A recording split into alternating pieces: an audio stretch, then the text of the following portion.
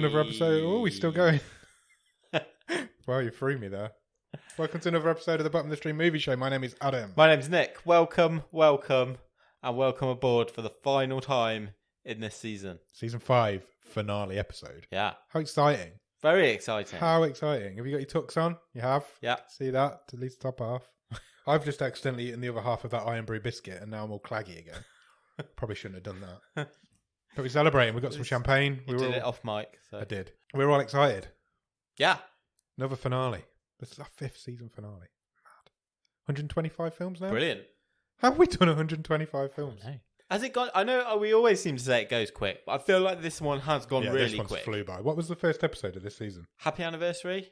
Was it? Maybe. That was 1 or 2. No, Temple. Temple was first. Yeah, that doesn't even seem that long ago. No.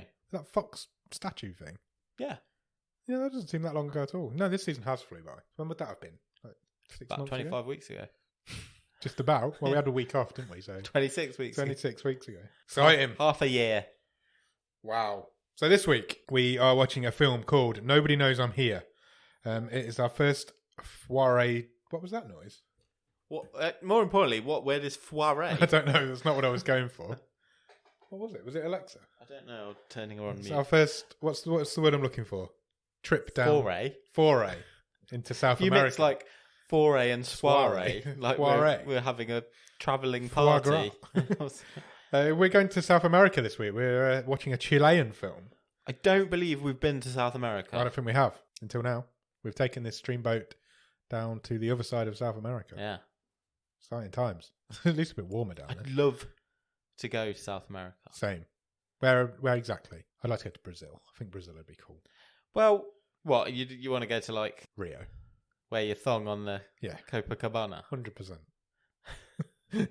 But then that's places fine. like Peru and places like that, Yeah, Bolivia, exactly. and But places you're are supposed to be gonna- awesome. You can sort of, I don't know, make your way down through the Andes and Yeah, bottom of the world, isn't it? End of until you get to Antarctica. definitely. Let's Yeah. do it.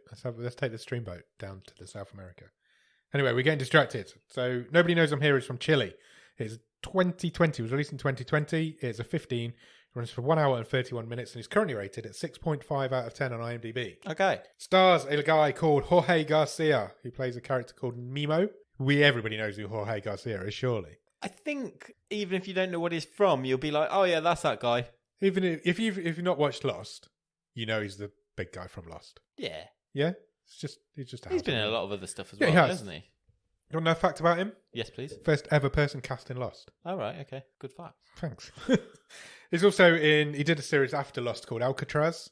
It unfortunately Oh, got I axed, remember but it was that. really good. Yeah. It got cancelled after the first season, I think. I forgot about that. Yeah, it was really good. So that's what he did straight after Lost. Was he in Hawaii 5-0? Yeah, it was. Because for a like little bit. everyone who was in Lost didn't want to move away from Hawaii. So they all got cast in Hawaii just 5. stayed in that show Yeah, instead. loads of them. Because they all moved, because obviously they were in Lost for like 6 years. They all moved to Hawaii. That was quite nice here. Yeah, they all stayed. I think the guy who played Richard Alpert still lives there now. I think he retired. All right. And he just lives in Hawaii now. He's also in The Ridiculous Six with Adam Sandler. I've watched about 4 minutes of that, turned it off, and I don't think he was in it Oh, okay. at that point. Well, he is Not in that it. I can remember anyway, so. His first ever TV role? I know he was in Curb Your Enthusiasm. Correct. He was a drug dealer. He played a drug dealer, and that was his first TV Yeah. role. Also stars a guy called Lucas Vergara. He plays Small Mimo, or Mimo Nino, as he's credited as. Nice. No further credits on IMDb.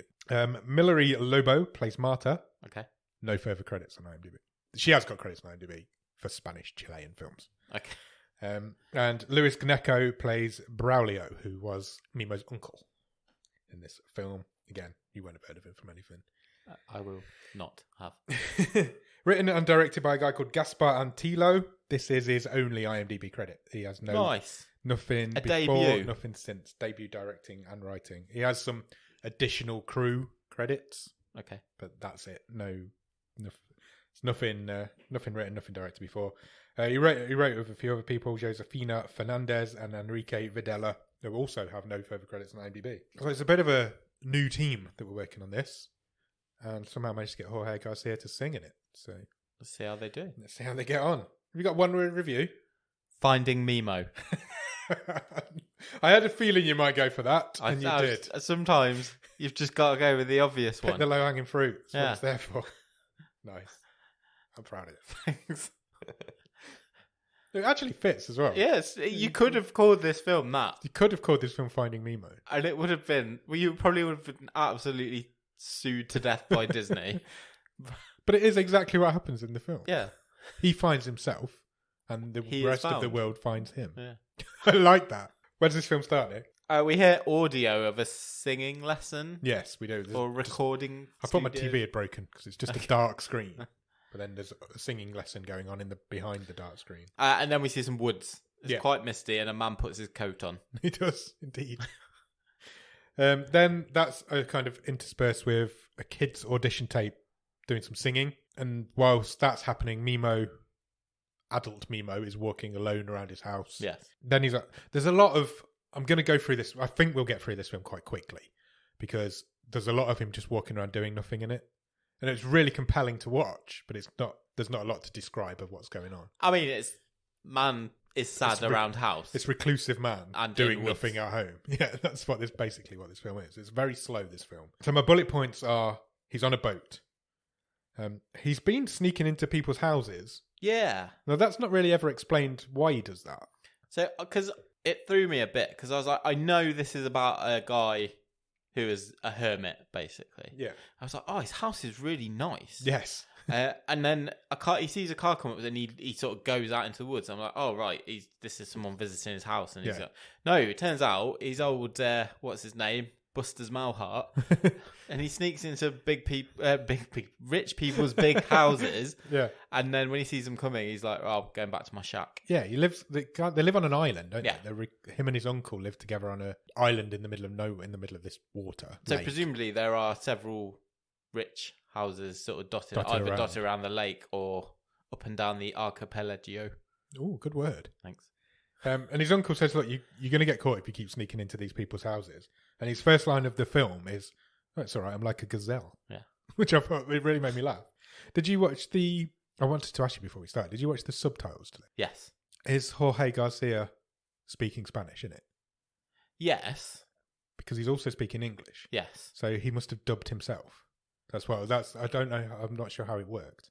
Yeah, but he doesn't speak much Spanish. He's not Spanish. He is an American actor. No, I know, but that's why for me, I didn't know if he would be doing. It's not like he's reeling off lines and lines of Spanish, is it? doesn't The character speak much at literally all in the speaks film. the odd word. Yeah, which I couldn't get my head around because it's a Spanish film, Yeah. but he's American, but it's in the Spanish language.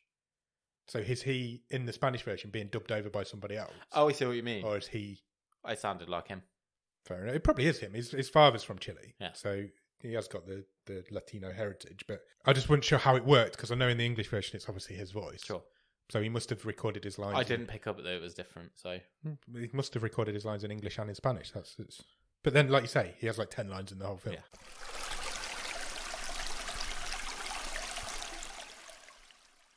Then, in the next scene after that, he's doing some sewing on a sewing machine.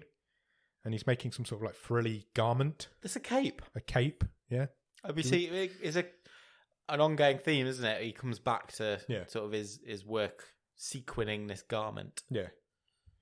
And then you see him feeding some sheep. He's basically, this first 10 minutes of this film is just a Mimo's life montage. This is what he does with his life. Nothing's happening. So I don't know what the the technical term is for it, but they are preparing the sheepskin, aren't they? Yeah. So it comes into them raw, I guess. Straight from the sheep. And they are preparing it. I guess they're cleaning it and dyeing washing it and whatever. preparing it to be made into rugs and garments. And so it turns I've up said garment twice now. I don't think I've used that word at all on this, on this podcast in however many episodes You've said it twice already. Yeah. So you see a man turn up on a boat, just delivers a big stack of sheepskins. Sure.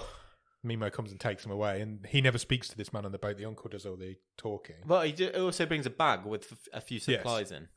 So he's brought him some books. Now, at this point, it didn't feel like the books were important, but it turned out it actually was. Sure. It was a man's autobiography. Yeah. We knew that much. Yeah, but it will become clear later on what the book was. And then the next time, a lady shows up on the boat. Well, just before that, so yeah, there's a bit where they go back into the house and Uncle Braulio is like, "Well, what are you reading that rubbish for?" Yeah. Why do you want to read that guy's autobiography? Just forget about it, he says. Yeah. So we know something's going on in Mimo's head at this point. But at this point, we have no idea what's going on.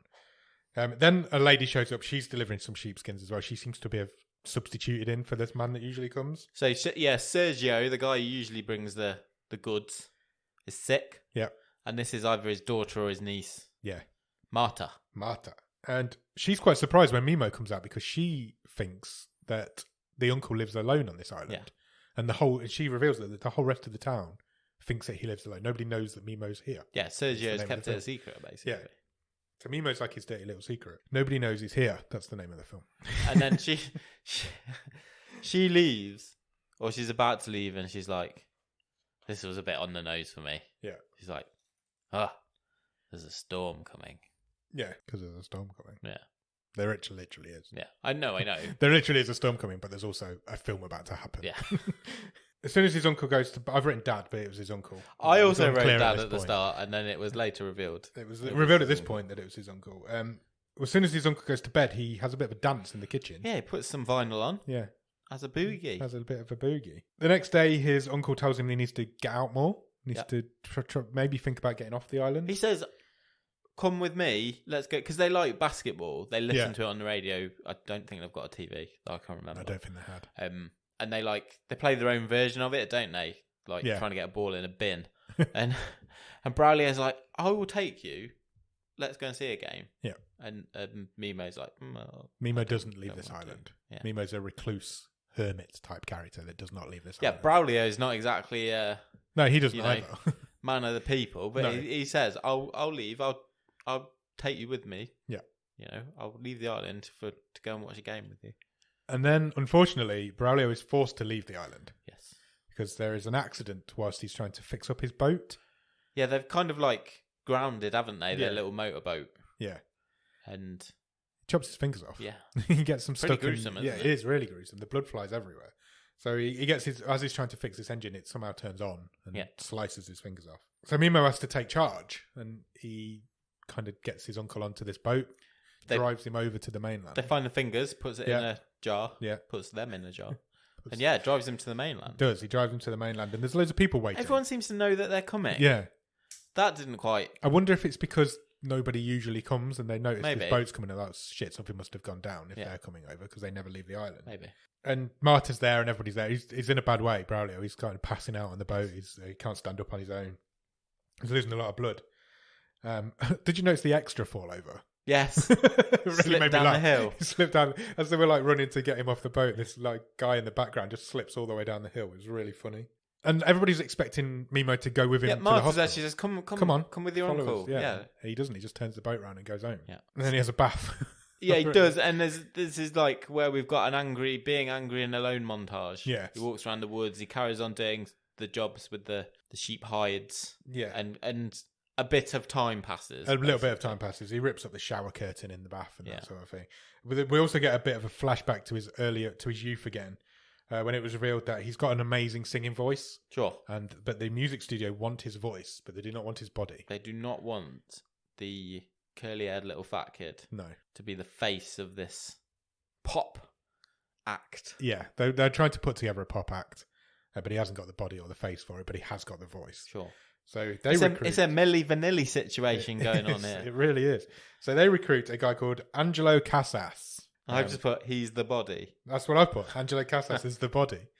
So he's a little 12-year-old blonde, beautiful boy that can't sing, but has the look. You sure? So he's going to mime along to Mimo's words and become a pop sensation. And they do like a talent show type thing. It almost looks like an X Factory type show, doesn't it? Yes. He sings a song called Nobody Knows I'm Here, hence the name of the film. And he, I assume, wins this talent competition and becomes an overnight pop sensation. I presume so. And then it's revealed that the book that Mimo had delivered earlier is Angelo Casas' autobiography. Indeed. Because obviously 25 years has passed since all this. And he's written a book now. And he's still a famous guy. He's still living off his stardom as a child. Yeah. And Mimo's this reclusive, enormous fat guy living on an island on his own. Then he goes off and looks at a waterfall for a bit. I've just put he does island business. I will say there, actually, parts of this movie that are on the island look beautiful. The film as a whole is beautiful. Cinematography is Stunning. superb. Yeah, it is. It's stunning. Even when later on with the lighting, is very good. But particularly the natural environment when they're on this island, the place just looks it's sort of shrouded in mist. It's kind of rainy season, isn't it? Yes. But that adds to it, and it just looks beautiful. You really feel the isolation of it. Yeah, the overhead shots of the lake with the boat when they're on the boat it looks lovely. It does. You really feel that he is on his own and nobody's around. Because he's on his own and nobody's around, he goes out into the woods and he's got his cape and he dresses up a bit. Yeah, he pretends he's back on the stage. Yeah, he goes for a bit of a... he's got his headphones on, hasn't he? So he's like singing along to himself, and he's imagining, as he imagines being on stage, we kind of see him if he was on stage. This is what he'd look like. It's a bit like Alaska as a Drag was. But then Marta is there. Yeah, she spots him through the woods, and he runs away. He's like, that wasn't supposed to happen. Nobody was supposed to see him. But she follows him, and she doesn't give up. She's banging on the door. He's locked himself in the house. The way she gets in eventually, she says, "Wouldn't you like to know how your uncle's doing?" Yeah, and he relents. He does. She goes to walk away, and he speak. I think for the second time in this film, he speaks, and he calls her back, and she says he's good. He's doing well. They've reattached his fingers. He did well getting his fingers with him. Yeah, he's going to be away for a little bit longer, but he will come back. He's all good. And she says, "I like your nail varnish. Yeah, I'll be back tomorrow." Yeah. And she leaves him a number as well. Yeah. She's like, call me. If you need any help. But I don't think he got a phone. No, I don't think so. And she says, you look great. You look good. And that really boosts his confidence. Yes. He's kind of a changed man from this point on. He does a bit more fantasizing after she's left. There's a bit more of him being on stage or imagining being on stage. Sure. Marta has now completely taken her uncle's place. So she's now delivering the sheepskins every day. Yeah. He invites her in when she brings some... And she asks him if he's got autism, which I thought was a straight out weird question. And she gives him this little... helmet. Yeah. What was it? Spaceman's helmet. Little toy helmet. Well, she's wearing a brooch, isn't she? Yeah. All through it, and it's like a little astronaut. She's got a thing for astronauts. Yeah, which isn't really a theme, is it? No. So I didn't really get that. No, she gave him a little toy spaceman's helmet. Yeah, it was like a paperweight or a little plastic... Yeah, it was just a sign of affection. Gives him a big helmet. Next time she comes back, he's sitting on the floor doing a jigsaw puzzle. That's what people do when they're in isolation. I did. Never finished that. Never truck, finished it. I finished the truck and never finished the sky. Oh, yeah. The sky was hard. And she comes in and they're kind of getting along, aren't they? She invites him to a music festival, which he's clearly not going to go to. No, but they spend some time together. They just sit and watch like the birds on the island, don't they? And they're getting on. Yeah. He doesn't speak. She does speak a lot. She never shuts up. And then she makes the unfortunate error of picking up Angelo Casas's book. And he freaks out a little bit and pushes the table over. Fucking wrecks his jigsaw, doesn't he? Chucks his jigsaw on the floor. She is a bit scared because Jorge Garcia is a big guy. You don't want to be pissing him off. So she gets a bit scared and she leaves. But he runs after her. He chases her. He's like, don't leave. It's fine. And then he sings at her. Yeah. And... is that the point where she recorded it? Was she recording at this point, or did he do that later on? No, that's when they're sitting outside in a little while. Okay. And then he sings at her. It stops her in her tracks. Yeah. And she's like, shit. Then they are sitting in a tiny car together. Yeah. So, yeah, they're sitting in this, like, tiny, tiny little car. Now, I don't know if it was a tiny car, or if Jorge Garcia is just such a big guy that it made it look like a tiny car. It's got two people and a camera in it. Because she's a small lady. Which makes him look bigger, which I presume is intentional. Because he's a big guy, but he's not that big a guy.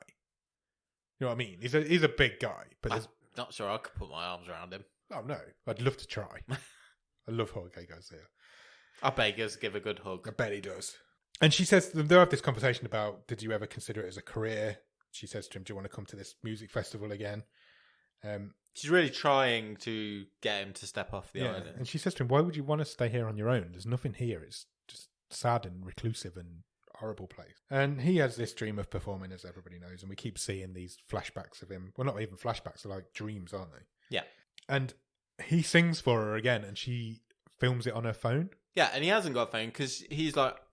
yeah, he doesn't even know what it does. He doesn't know how to play it back, and he's like agog that this has recorded him. And... yeah, and he's kind of watching it, and she's having to explain to him what's going on.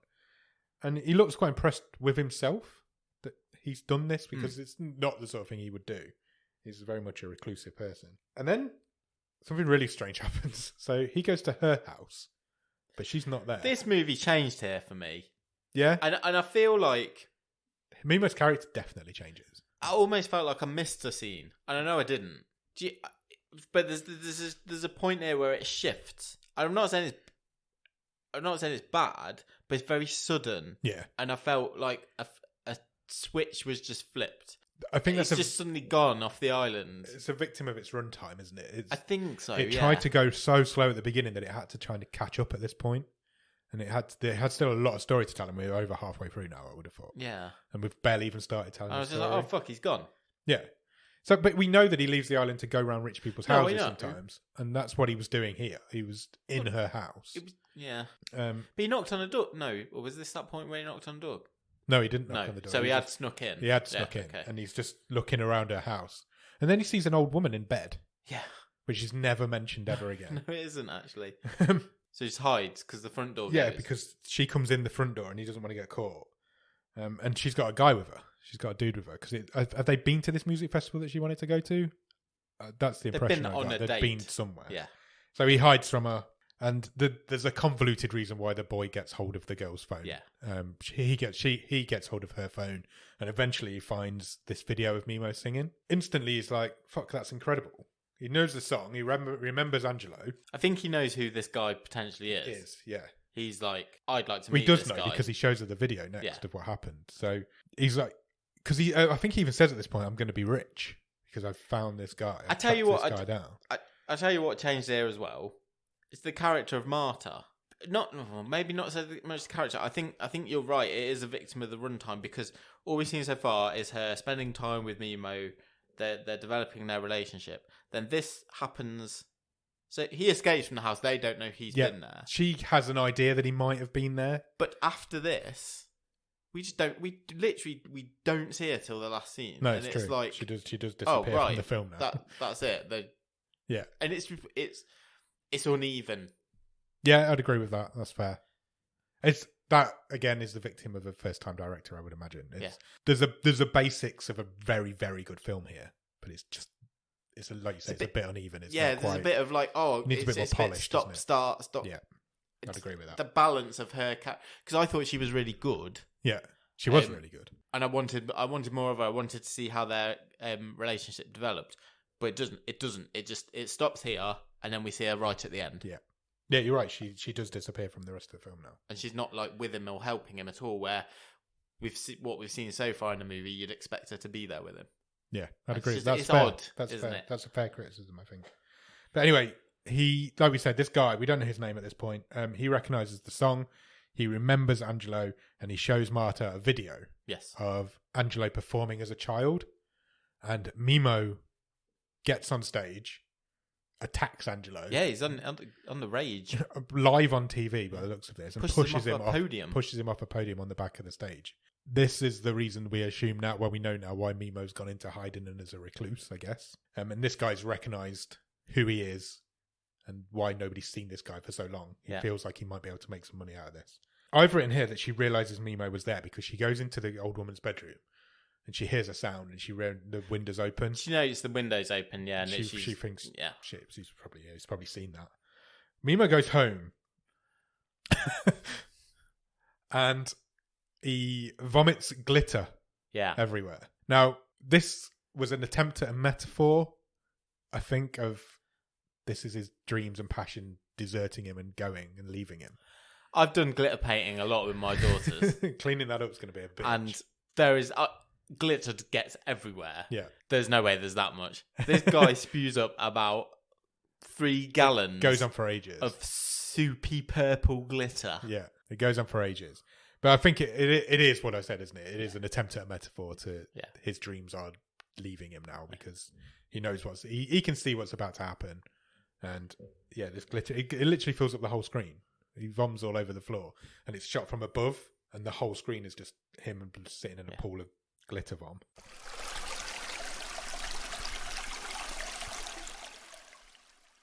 Marta does come back briefly at this point because she brings his uncle back to the island. Yeah. But he doesn't speak to her. He blanks her, basically. So his uncle's back. They get back to just living their everyday lives until this guy turns up on the island. The guy who Marta went was, on a date with. His name's Sam, and he's a music journalist. And he wants to tell Mimo's story. Yeah, he says, I want to help you tell the truth. Yeah. He doesn't want to do it for long because Mimo stares him out and literally is an like I've said, he's a big, intimidating guy. I actually think the best that Jorge Garcia is in this film is when he's... Apart from the ending.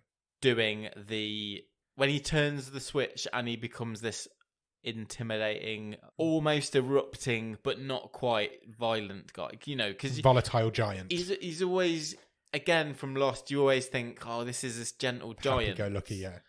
But actually, those couple of scenes in this where he's about to, like I say, flip a switch and become this dangerous bear of a man. It'd play a really good, like, horror movie baddie, wouldn't it? He'd do it so well. Just a fucking massive henchman. Massive monster of a... Like, it's almost like a Leatherface. You play that character really well. Not that character, but a character like that. An intimidating giant. It could be a king. It could be the kingpin. Yeah, he'd do that really. He'd do anything really well. It's an amazing actor. Yeah, he stares this guy down to the point where this guy just leaves. He's like, fuck this. I'm not messing with this guy. He's massive. Briefly after that, there's a drone that's filming him. Yeah. Some more people show up on the island. There's loads of boats keep turning up. Yeah. There's paps everywhere. The news is out that Mimo has been located because it's never explained, but it appears that he has really seriously injured this child and then gone off and nobody's seen him ever since. And it's almost it's unclear whether he did time in prison or detention, juvenile detention. I don't feel like he did, but it doesn't ever tell you that. You're right. No, it's unclear. Because it feels like he's been missing ever since this incident. And yes, people but it's become one of these like Hollywood stories. It is not outlined that he's been on this island ever since the accident. No, that's possible, but it's not. We don't know that. Yeah, it's not outlined to us. It's become like a Hollywood legend, hasn't it? The story of this kid attacking this other kid because nobody knows why either. Yeah, which becomes clear in a little while. So yeah, some more people leave. His uncle starts firing shotguns off into the air to try and get rid of them. Braulio doesn't know. He says a couple of times, no idea what's going on. To Mimo, what is happening? Yeah. Why are all these people suddenly coming to the island? Yeah, and then a man shows up and he explains to Mimo that he's gone viral on YouTube. Yes, and it's had over 1 million views on YouTube. And it turns out that this guy is Mimo's dad. Yeah, and he is pissed. He's a piece of work. This guy, he really is. He doesn't ask Mimo if he's okay. He's like, "You're ruining my life." Yeah, I've basically signed a NDA or whatever. Yeah. And now you've come out of the woodwork. I'm going to lose everything. Yeah. You know, it's kind of... I took the payoff all those years ago. Took the money and abandoned the child. Yeah. And he's pissed. So Mimo goes out, he burns his cape. He sets his cape on fire. And he goes to see Marta. He does briefly go to see Marta. Yeah. Apologises to her. And then his dad says to him, look, we can solve all this, but they want you to go on a TV show. Yeah, his dad just wants to make more money. He wants to make more money off him. And Mimo doesn't want to do it. His dad's like, well, I've already yes, agreed. So, and Mimo, again, Jorge flips this switch and it actually is quite scary at this point. Because yes, he lifts his dad off the floor. By his throat. By his neck, yeah. Yeah. Strangles him and rips and literally lifts him off the floor and pins him to a wall. He storms out.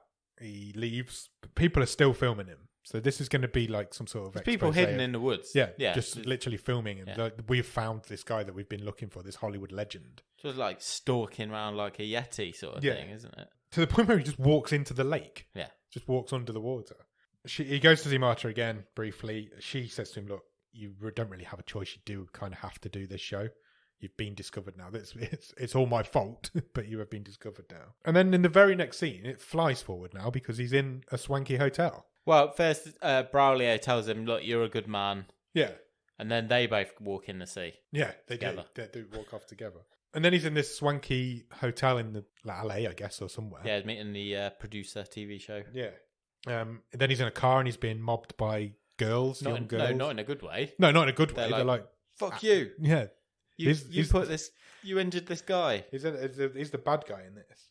But he's taken to a TV studio. He's all suited up. He's got a nice red suit on. Angelo is there. Yes. And it's at this point, we find out that Angelo's in a wheelchair. Yeah, and he has been ever since. The podium attack. Yeah. And he's kind of made a career out of being the injured victim. Yeah, he says he's like a motivational speaker. Yeah, he doesn't sing. He obviously doesn't sing anymore because he couldn't sing in the first place. Sure.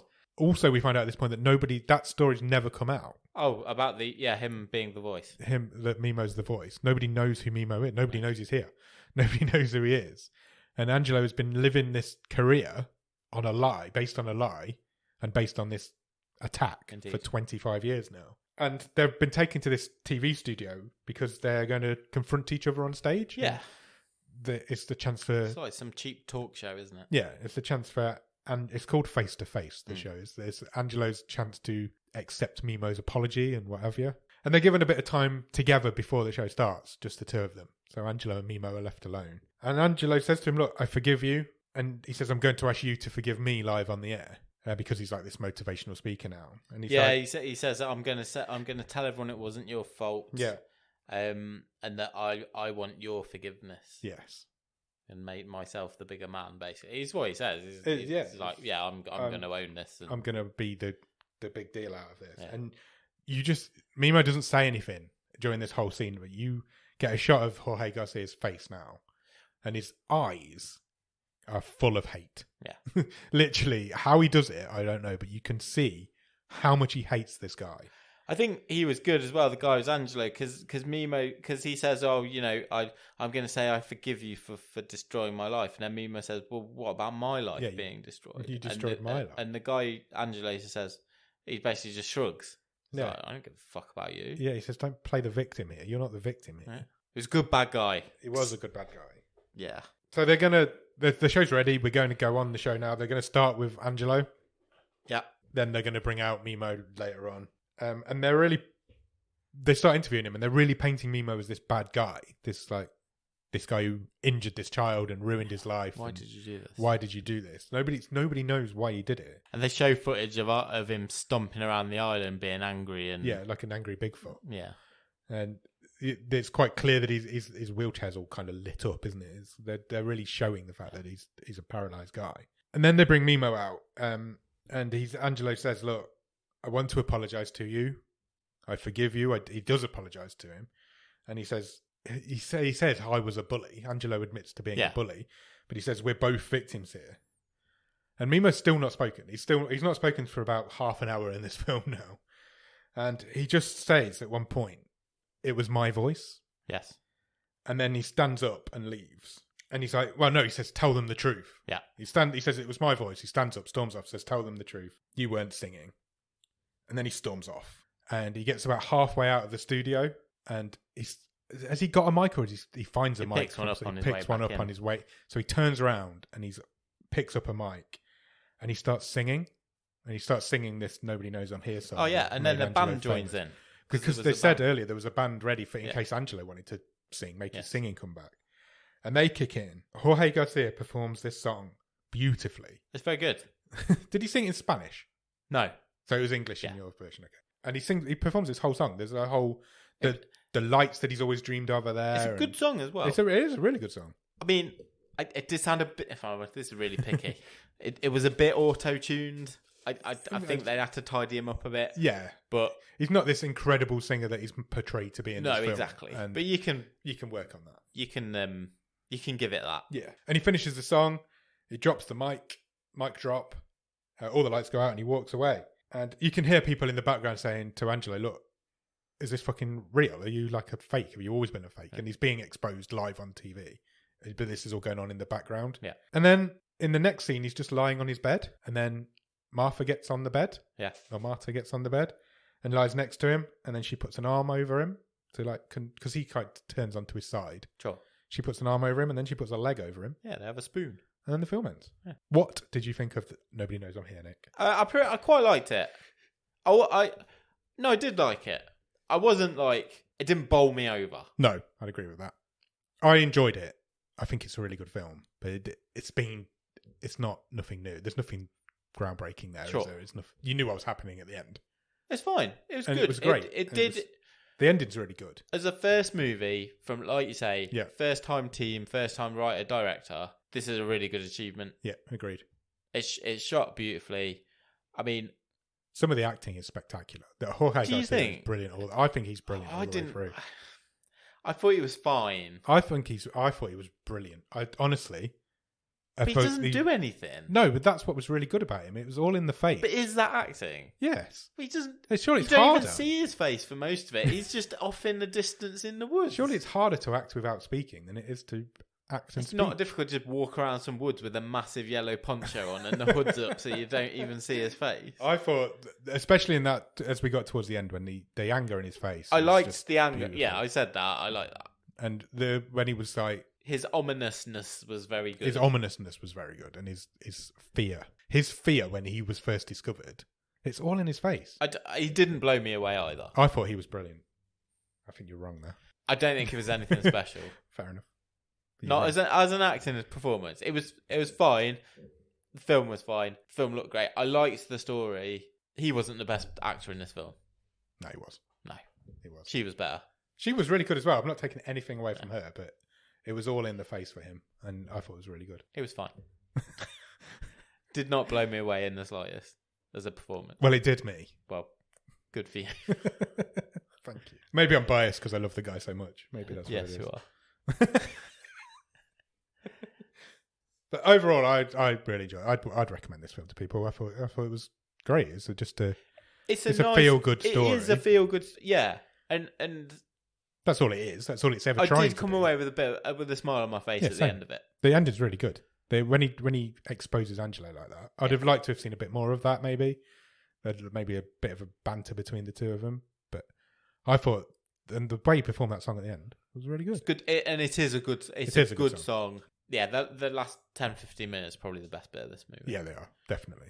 But you always that's what's going to happen. That's what you were expecting from a feel good film. There's nothing to feel good. This is going to sound like a criticism, and it's not a criticism. Honestly, it's not. There's nothing surprising in here. No, but that's good because you don't need. How often do we complain about unnecessary twists and turns? Yeah. You know what this is going to be once you've seen the first 15-20 minutes, and it delivers on what it is. And it does it well. 100%. It's not trying to pull up any trees. It's not trying to do anything special. Sure. It's just, we're going to tell this story of this reclusive guy who's going to become the hero by the end. Yeah. And that's exactly what it does. It's a feel-good film. I really enjoyed it. I thought it was really good. It was good. It's not going to trouble the top of the stream table, don't get me wrong, but I enjoyed it. It's a good movie. It's a good movie. Yeah. It's a little hidden gem. It's exactly what we're here for. Is it? Yes. The best Chilean movie you've ever seen? 100%. I've only seen this one, but it is the best one. Good. Do you want to try and turn the tide on it a little bit? I've been thinking about this. Okay. And I don't know if I wanted this movie to be longer or shorter. I don't think it can be any shorter. I think it's pretty short as it is. I think I want it rebalanced. Yeah, it does need balancing. It's very slow at the beginning. Which is fine, because that works. Yeah. But then it fires and it goes. It just you don't get. It enough. Doesn't build. There's a time where it doesn't build, and there's no we're just there, aren't we? Yeah. We just like I say, Marta's gone and he's in the city, and we're like, whoa. I'd like to have seen happened? Her character develop a lot better than it did. His character development was really good. It was paced quite well throughout the film, but her character just appears, exposes him, disappears, and then is in love with him at the end. And I'd want more of that interaction between the two of them, of her convincing him to go. She should have gone with him as well. I think this is a big thing. It might only seem like a little thing, but it really stuck out for me because we've spent the first hour of this being so rammed down our throats how much of a hermit this guy is and how much of a big thing it was for him to open up to her, that he then goes and takes a step and goes into the city and agrees to be on a TV show in front of millions of people on his own. A hot, crowded studio. Okay, I can understand his uncle not going because he's a hermit on the island, but the fact that she's not there and he's doing it all on his own. He would never have done it on his own. No, it doesn't match the character we've seen. No, it doesn't. He wouldn't have done it on his own. That character that we know from the first 40 minutes of this film is not the same guy. And we don't see anything happen to make that happen. To make that change? No, we don't. Other than his dad attacking him, basically, and this guy trying to expose him. There's never that snap moment where he snaps and everything changes for him. Even if there's just something that I'm not, because maybe I'm just reading between the lines here, but there's something you could do to sort of, whether it's a monologue or dialogue, there's loads of ways you could do it, and he always is. Mimo is even more selfless because he's like, well, I'm not that bothered, but I'm going to do it to give you your island back to his uncle. Because if I go and do this, you're not going to be bothered anymore. Yeah, it's taken him. But none of that comes. That's me reading between the lines. It's taken him 25 years to get this revenge on Angelo, who isn't the bad guy in this film. It's not his fault that he's capitalised on his situation. Yes, exactly, 100%. It's not his fault that he was the kid chosen. Yeah, and it's taken him 25 years to get this revenge, but it came too quickly. It just needs repacing. Yeah. It needs repacing, and Marta's character needs to be involved, or somebody's character needs to be involved in that ending. She should have been with him, or she should have in been that hotel. You're right, and in the studio by his side. Yeah, because he wouldn't have done it on his own. And that's how her character was portrayed as well. Yeah, it was. She wouldn't have left him, and he wouldn't have. He wouldn't have done it on his own. It took me out of the moment when I realised that he was alone. Yeah. Because he just wouldn't. The character that we met and knew and got to know, and he'd been through hair, makeup, and wardrobe. Yeah, got a suit from somewhere. It just wouldn't have happened. It was unrealistic, and it's a victim of its runtime. It could have done with an extra 10 minutes, just explaining of him getting off. It's because you never even see him leave the island. He's on the island, then he's in a hotel. Yeah, you need that scene of him making that character development. I bet that scene's there. Island. Yeah, I bet it is. I bet that was done. I can't believe that wouldn't be sitting on a cutting room floor somewhere. To tell us for 45 minutes that this guy doesn't leave this island and then not show him leaving the island, that's a bit of a crime. Yeah. In my opinion. He has trouble leaving islands, doesn't he? He does. Jorge Garcia. Do you want to talk stream table? Yes, please.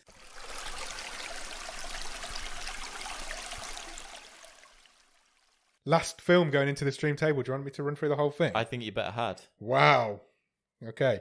So currently at the bottom of the stream table is Frat Star, followed by the Hungover Games, Temple, Wounds, Room 205, Left Behind, After, Alien Warfare, Alaska is a Drag, Happy Anniversary, TikTok, John Henry, Paradise Hills, Bullethead, Urge, SPF 18, Time Trap, Triple Threat, In the Shadow of the Moon, All of My Friends Are Dead, The Disappearance at Clifton Hill, Deirdre and Lainey rob a train, The Invisible Guest, and currently at the top of the stream is Villains. Okay.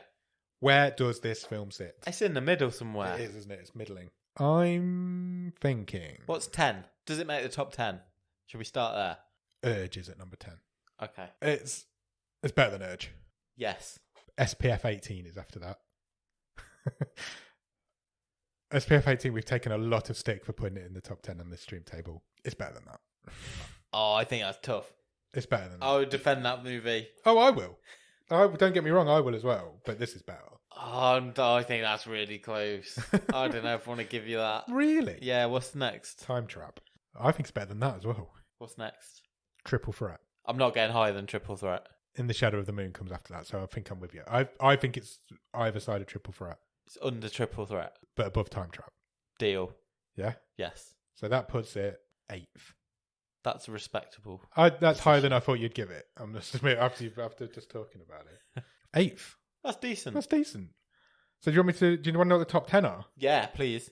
Top 10 in 10th position of the season 5 stream table is SPF 18. Well deserved. Top 10.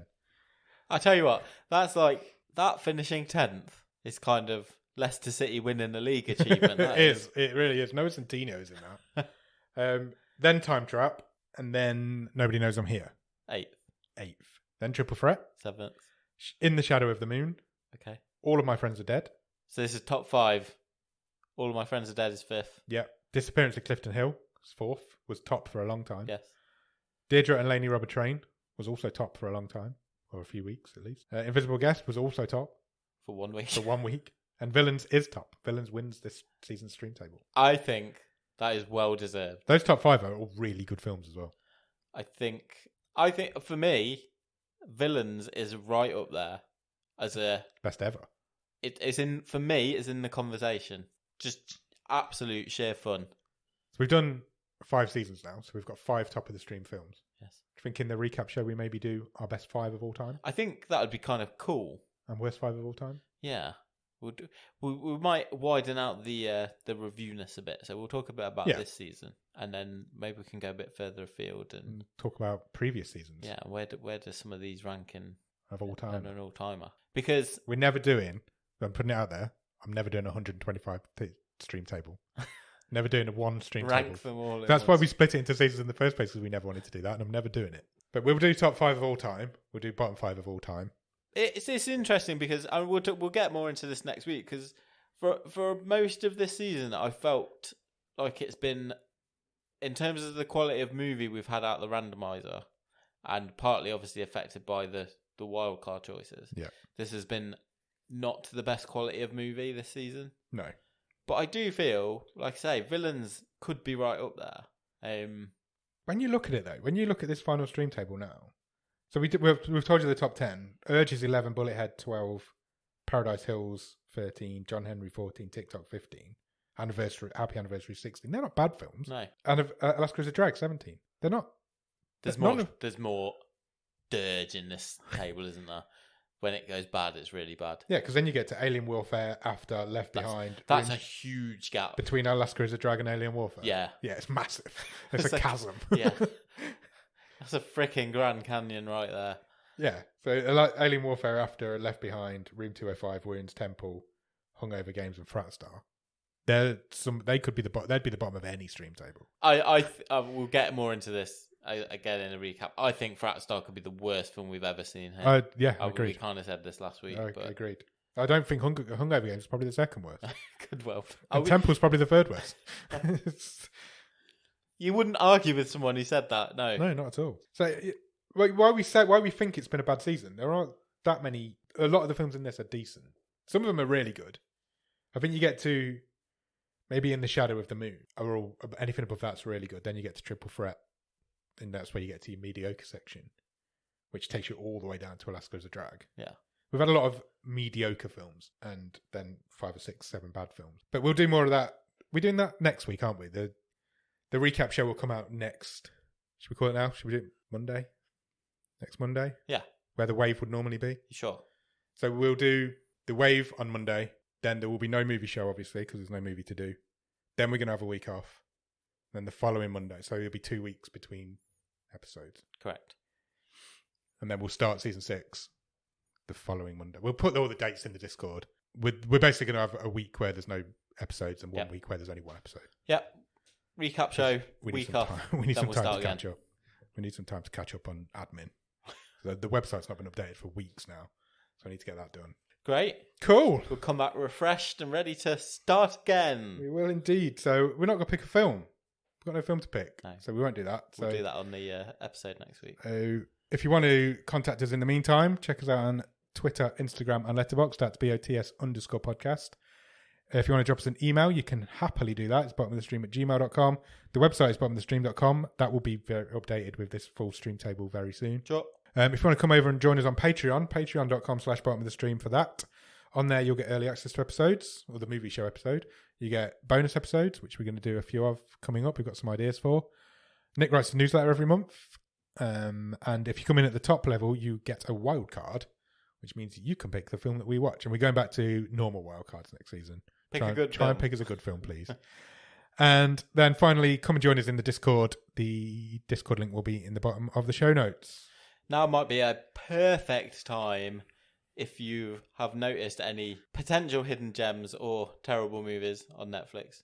You can contact us at any of those methods that Ad has just outlined. We'll put them on the long list. We'll add them to the long list. We'll go from there. And see what the randomizer does with them. Indeed. If you've got 5 minutes spare, we'd really appreciate it if you could leave us a review anywhere that you could review podcasts. Could be Podbean, Podchaser, Apple Podcasts, Spotify, Stitcher, Cephalopod, all of those myriad podcast listening apps and websites. Yeah, absolutely. Anyway, you can review us, leave us a review because it really helps. It really does, and we really enjoy reading them. So yeah, do that. We'll be back next week for the season 5 recap show. And that's it. We'll see you then. Cheers. Bye.